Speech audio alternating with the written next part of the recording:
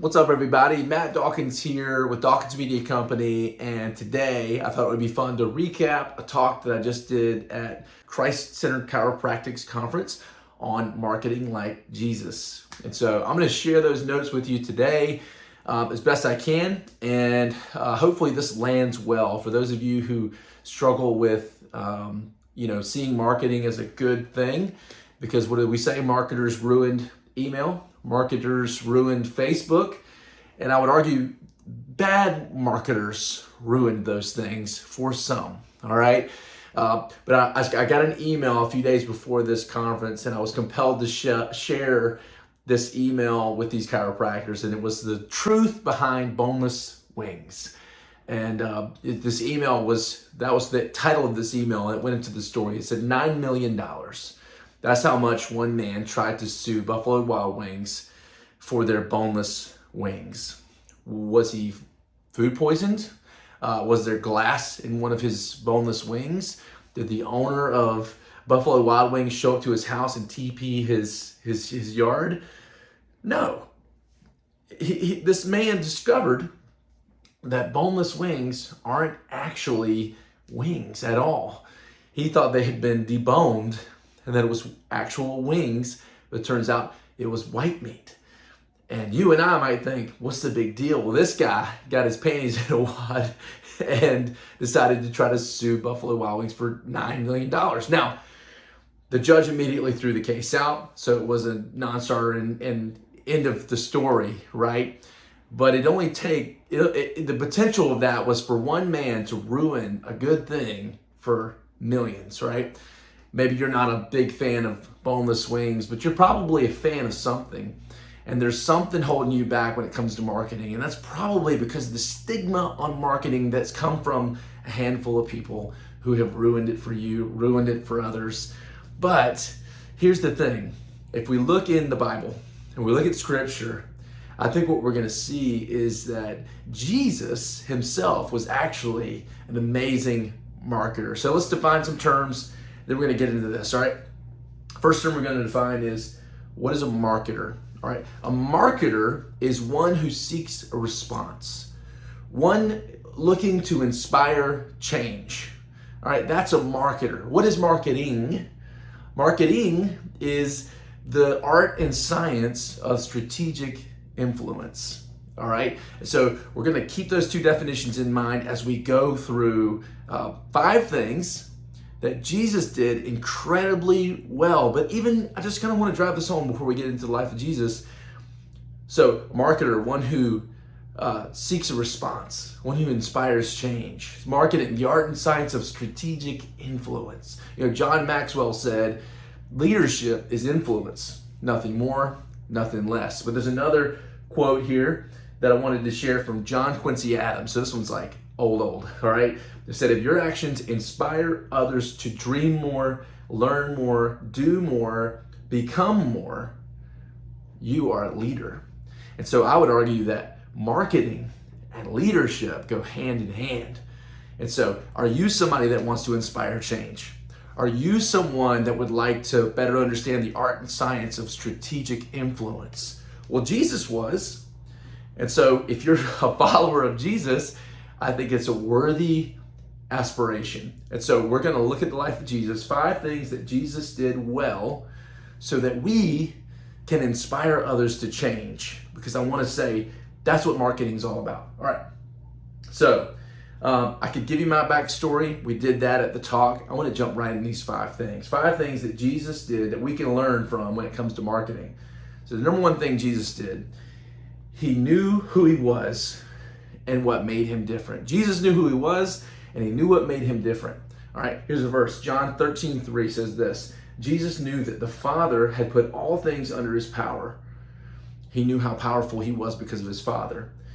He also knew that he had come from God and was returning to God. So he knew who he was, he knew where he came from, he knew what he had that set him apart, and that was the essence of what made Jesus effective in what he did.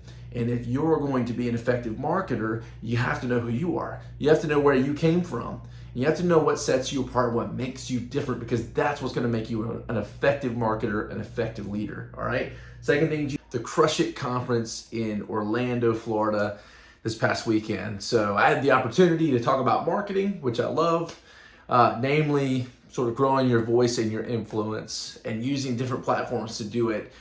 And I got to talk to several chiropractors whom I know, if I could speak in generalizations, the majority of chiropractors don't know the potential of their voice as an influencer in their community. And so part of what I do is help them find it. Not just find their voice, but grow their voice and grow their influence on social media. But I wanted to talk about marketing. And so we did a talk at Christ-Centered Chiropractics Conference on Jesus did. He knew his target audience. He knew his target audience. This is this is Matthew 15:24. It says this: He answered, I was sent only to the lost sheep of Israel. There's stories in scripture where Jesus healed by the droves. And then the next morning he'd get up and go away and get by himself early in the morning. And when he came back, there'd be lines of people with expectations for Jesus, but he knew his audience, and he knew in that moment that it was time for him to move on to go towards his audience and fulfill his mission, right? How well do you know your audience? We're going to talk about that more. Number 3, he leveraged what he had to help. He said, what do I have? How can I help? Best marketers, this is what they do. But it says this in Luke 5:3. He got into one of the boats, the one belonging to Simon, who was eventually going to be Peter, right? And he asked him to put out a little from shore. And then he sat down and he taught the people from the boat. So Jesus was surrounded by all these people. He had a message that he knew God wanted him to share with these people. Remember that marketing is the art and science of strategic influence. He used the tools in his hand. What did he have? He had a soon-to-be disciple, and he had a boat.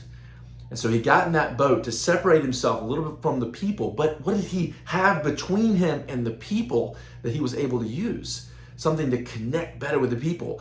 If you don't know this about sound waves across water, water has the ability to amplify with extreme clarity voice.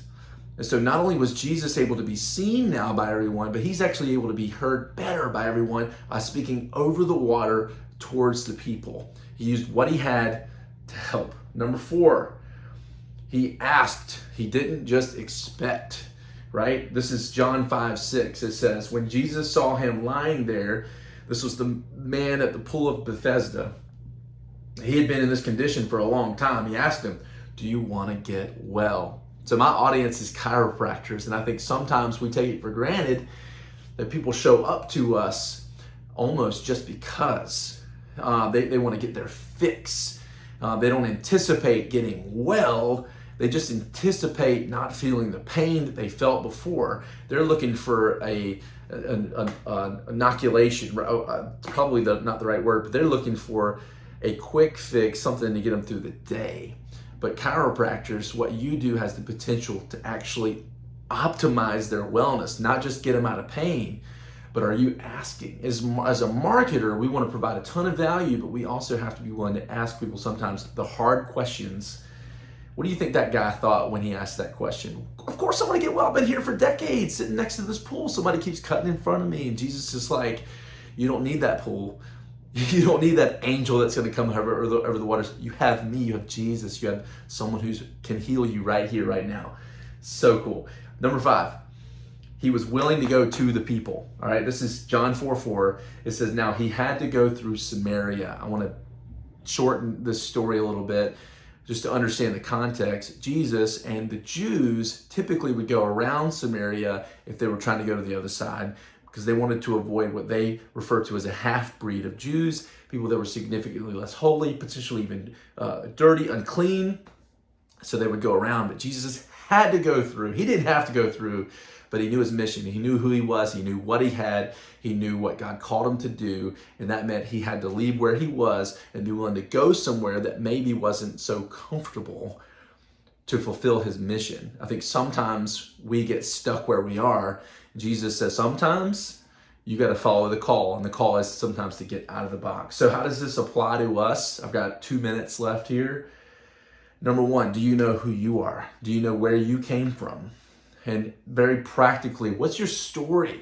Your story is so rich. Nothing is going to help you overcome more objections and to sell better, ultimately a service that you know people in your community need, than your story. And the stories of success, people seeing life change inside of your practice.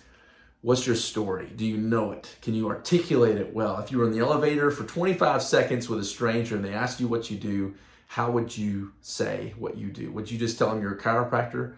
Or could you speak something a little more life-giving into them in that 25-second elevator ride, right? What are your values? What do you value? And I believe in a unique belief in health and wellness, a UBHW, if you will. What is your unique belief in health and wellness? What sets you apart? Maybe there's 1,000 chiropractors in your area. How would you specifically articulate your belief for people that you serve? What's possible for them? How is it possible? Why is it possible? Why is that personal to you? Get good at articulating that, because that is effective marketing. Number 2, do you know your audience? It might sound crazy, but do you prefer to work with men or with women? Do you prefer to work with old people or young people? Do you prefer to work with kids or babies or athletes or billionaires or homeless people?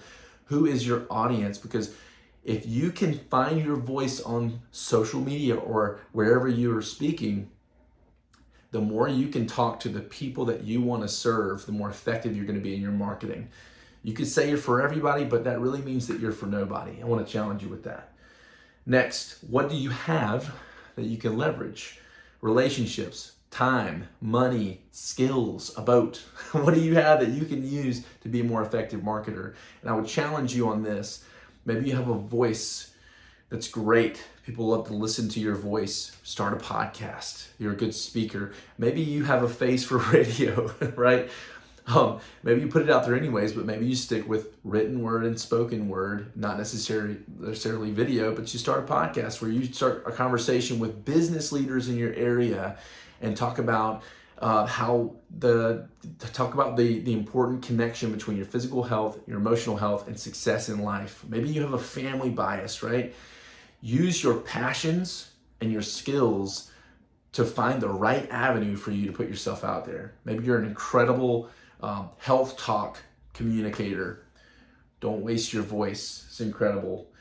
And then are you asking? That's the next principle here, right? Jesus asked. He didn't just expect, but he asked, right? He asked the hard questions. Are you willing to do that? And I think through social media, sometimes people abuse this. All they're doing is asking, and they just become white noise. If I had more time, maybe in the future, I'll tell you about a cinematic tactic that we've learned about recently. But essentially, just know the more you ask without giving value, the less inclined people are to say yes. The more value you're providing about something you're passionate about with no expectation in return, the more you're going to see people drawn to your voice, to your tribe, ultimately to your practice and your care plan. So, but you got to ask. That's just the truth. James 4 says you don't have because you don't ask, right? And finally, are you stuck in the box? Are you stuck in the box? You got to get out. Find a way out. Maybe it's just going to the restaurant next door, eating a cheeseburger and talking with people. Maybe it's meeting with some of the people you serve who have influence, who know other people that can help you grow your practice. Maybe it's Rotary. Maybe you join Rotary and you see an opportunity to connect with other people who are from the area, who know the area better than you, who can help you get connected to the right people, right? Maybe it's sponsorships of a local ball team. You love working with kids or athletes. That's an easy way in. Try to get out on the field for practice, get to know parents. It's gold. Maybe you get on a missions trip and you go to another country. You want a new perspective on life and the problems that we have here in the States. Nothing will help you overcome some of your own insecurity than to realize how good we actually have it. Then you get to help articulate that to other people, ultimately to get them to a place of wellness, right? So, ways you can do this at scale at no cost to you. Get on Facebook, get on Instagram, get on Google Business Profile, build a website. You can actually do all these things for free. It's just going to cost you a little bit of time. It's worth it, all right? So now you know how to market like Jesus. Maybe you still don't have time, resources. Maybe what you have is money. Maybe you have the ability to connect with some awesome people to help you articulate your story, actually build a brand, and come up with a strategy that's going to help you get more people through your door and grow your business, grow your impact, so everybody wins. So that's my talk. I really enjoyed giving it this weekend to about 50 chiropractors. Hopefully this lands well with you. If we can do anything for you, this is a great joy for us. This is life-giving for us. We love to help. And we're a growing business, and we'd love the opportunity to work with more chiropractors. So if we can help, go to dawkinsmedia.com, schedule a discovery call, and let's see if our businesses could be good fits for each other. We'll see you in the next episode.